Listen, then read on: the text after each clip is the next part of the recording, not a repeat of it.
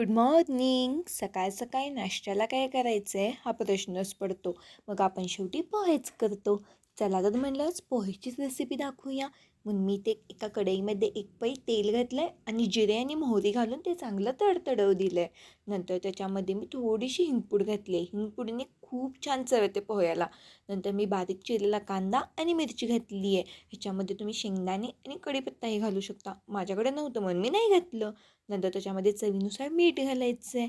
नंतर कांदा पूर्णपणे बारीक होईपर्यंत भाजून घ्यायचा आहे. एकदा का कांदा भाजला की त्याच्यामध्ये हळद घालायची.